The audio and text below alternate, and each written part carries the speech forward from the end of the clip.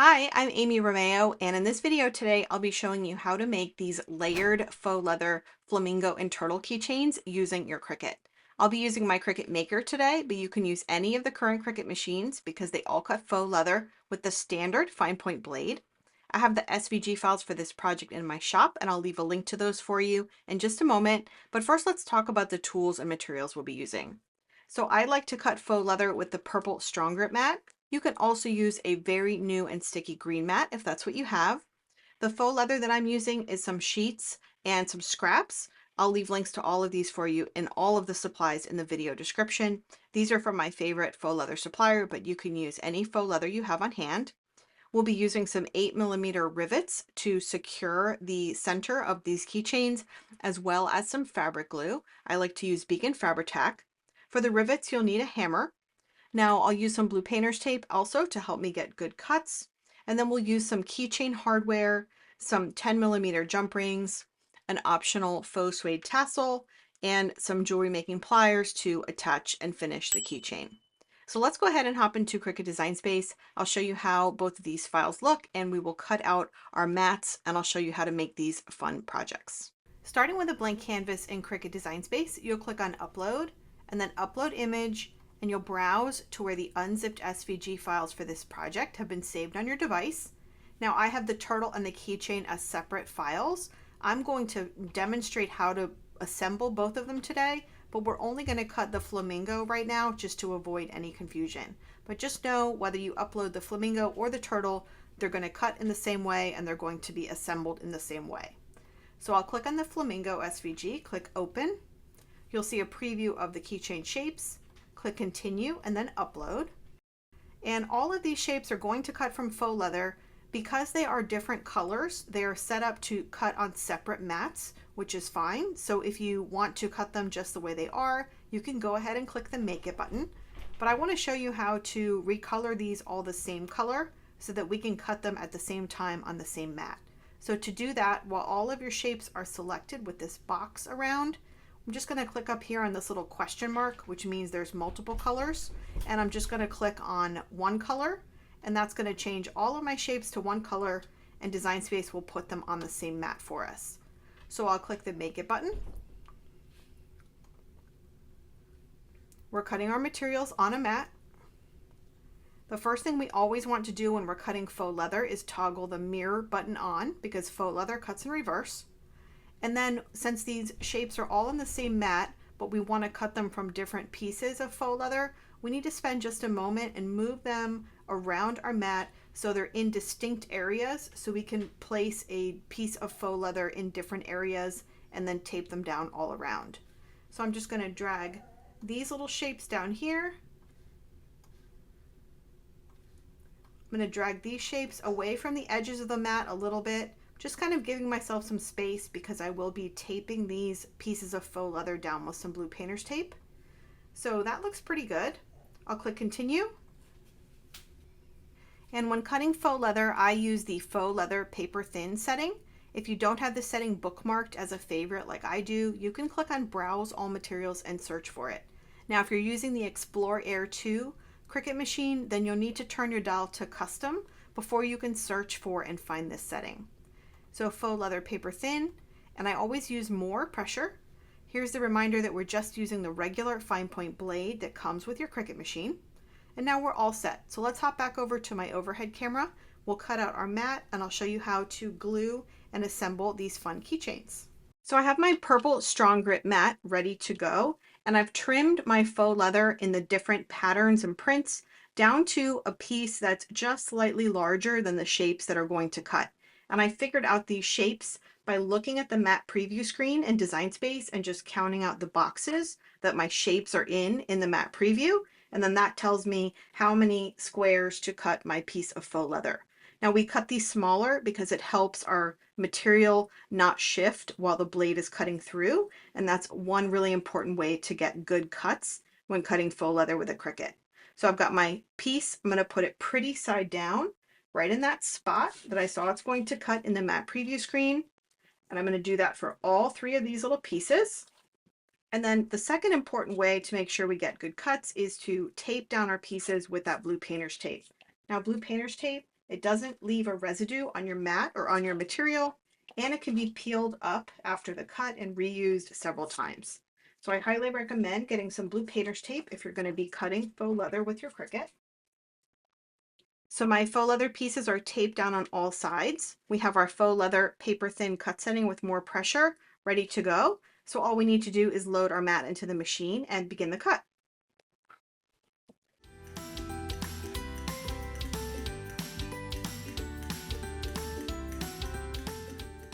So the cut has run one time, and I always recommend using a sharp weeding tool to lift up the edges of the cut to see if it looks like they went all the way through.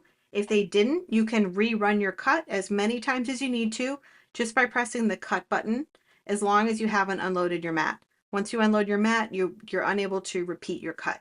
But these look pretty good, so I'm going to unload the mat, remove my shapes, and there's a little hole in the center of a lot of the pieces. So I'm just going to take a moment off camera, poke through all of those little holes. You can use something like sharp curved scissors or embroidery scissors if necessary to help finish off the hole. And if there's any little fuzzies on the edge of your faux leather, you can use those scissors as well to trim those off. So I'm going to go ahead and do that off camera, get all of my little pieces ready, and then I'm going to show you how to glue them and then attach the rivet and the keychain hardware. Okay, so I finished trimming away all of the little holes, poking those holes out of all of my shapes, my two flamingos, and then the two different sets of flowers. So before we assemble this, we want to glue the front and the back of the flamingo together. Or if you're doing the turtle, the front and the back of the turtle. So what I'm going to do is flip these over, and I'm going to use some Fabri-Tac. I really like this because it spreads nice and smoothly. Something like E6000 I find is a little gloopier. You could use something like Barely Art Glue. That works well too because it spreads nicely. It's just a little thin, so you might have to apply a little bit more of it than you would of Fabri-Tac. But all I'm doing is taking one of the back of these shapes and applying the glue. I want to get close to the edge, but not all the way up to the edge, because this glue is designed to sort of seep and get closer to the edges when we press it underneath our heavy book while it dries. So that's a really important tip when gluing faux leather back to back. You want to place your glued items underneath a heavy book for at least an hour, and you'll be really surprised at how nice and tight and seamless the edge can be. So all I'm doing is taking the other shape and putting it on top of the glued shape. I like to pick it up then and just sort of line up all of those little edges. It's important to do this now before your glue starts to dry.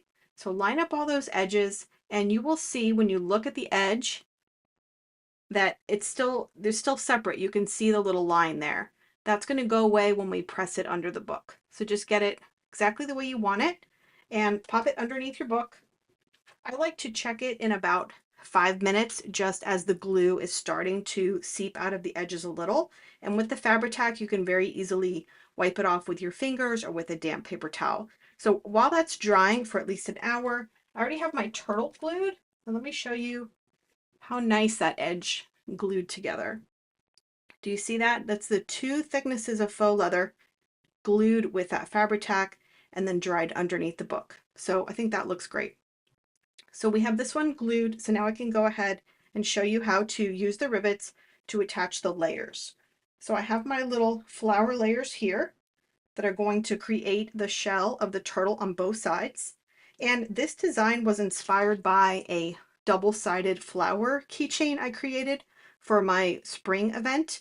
And I'll leave a link to this SVG file and video for you if you like this one. But this is the project that inspired this fun turtle and flamingo design. So I've got my glued turtle ready to go, and I have my 8mm rivet. Now this happens to have an enamel colored top, so you see it's painted white on both edges of the cap. If you don't find 8mm rivets that are painted, you can paint these with either a paint pen or nail polish, which is really fun. So one end of the rivet has a post, and the other end just has the cap. We're going to start with the post. And we're going to put this post through one of the smallest little flowers first. Then we'll pick up another flower. Now here you can spend some time orienting your flowers, you might want them perfectly layered on top of each other, or you might want to stagger them a little bit. It's completely up to you, but just kind of play with those until you're happy with how they look. And then once you have your layered flowers the way you'd like, now you'll take your little turtle here. We're going to put the turtle, that center hole, push the post right through the turtle. Again, kind of organize your little petals here on the back of the turtle. And then we'll flip this over, and now we're going to repeat with the large flower and the small flower. And then just make sure you're happy with your petals on both sides. You're able to move them now, but once we hammer down that rivet in the center, then you won't be able to adjust the petals anymore. So I think that looks pretty good. Now we're just going to take the other end of the rivet, the cap, just press that on top. And as you squeeze down, you'll either hear a snap or feel a little bit of a snap there. And then you can see that the rivet is here and it's on this side. Now to secure the rivet, we need to hammer it closed. And inside of this little rivet box here, I have a tool that's called a strike plate. It's a circle that has a flat end. This end, we don't want to use this end, we want to use the nice flat end. This is just going to be a support for while we're hammering. And then we also have a piece that looks like this. One side is flat and one side is a little bit rounded. And this side is going to go on top of the pretty enamel rivet and make sure that when we're hammering, the rivet doesn't get scratched up. So all we need to do is pick up our little rivet here, place it so that the rivet is right on top of the strike plate underneath. Then you'll take the rounded part of this hammering piece, put that rounded part on top of the rivet, and I'm going to hammer about probably 5 or 6 times.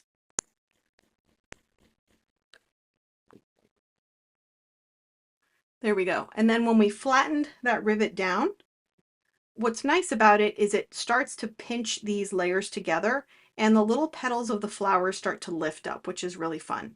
That's one reason why I don't glue the petals down. I only glue the center piece so that we can let these little petals pop up and have some dimension and texture. That's really fun.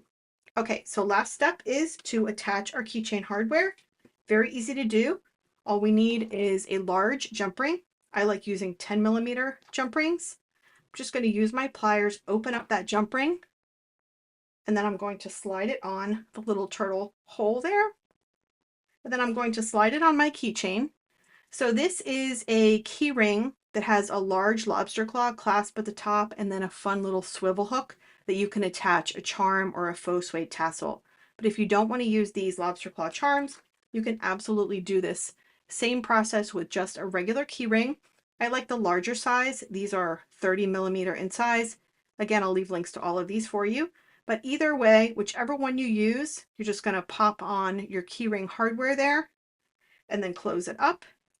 I think I'll do this one with a regular keyring, and I'll do the other one, the flamingo, with the lobster claw, so you can see the difference. Now, if we want to attach a faux suede tassel, we can. Just use a separate jump ring.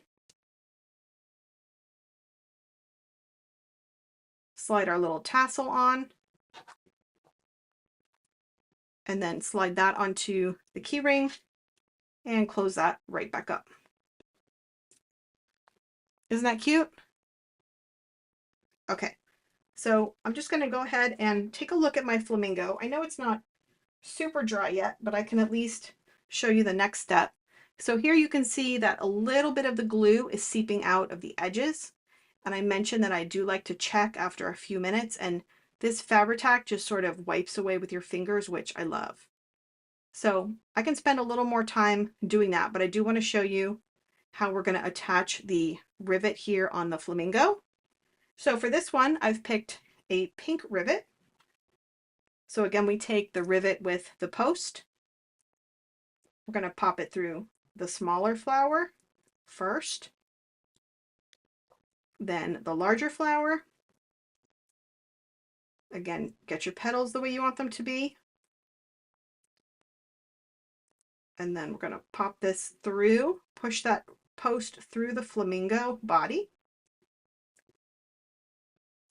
Now here I have some striped faux leather, so I want the stripes to go in the direction of the tail, so I'm going to make sure I do that on both sides. And this top layer has some little seashells. I want those to be facing up, so I think I will turn it like that. Now I'll just flip this over and repeat with the large flower with the stripes going in that direction that I want it to. Then the small flower layer, and then we just pop that cap on. Just kind of squeeze down. There we go.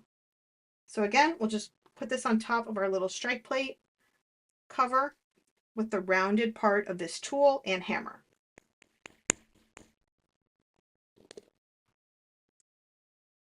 And that's the cute little flamingo.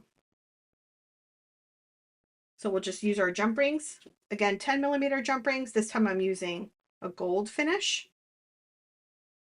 Just put that on the hole. Put the key ring. Close it up. And then you can see here this cute little lobster claw that rolls around. Just going to attach a tassel. You could attach a charm or anything you'd like to this little swivel hook. And that's that. Isn't that cute? So here's our flamingo. Here's the turtle. I really hope you like this project. Thanks so much for watching, and I'll see you in the next video.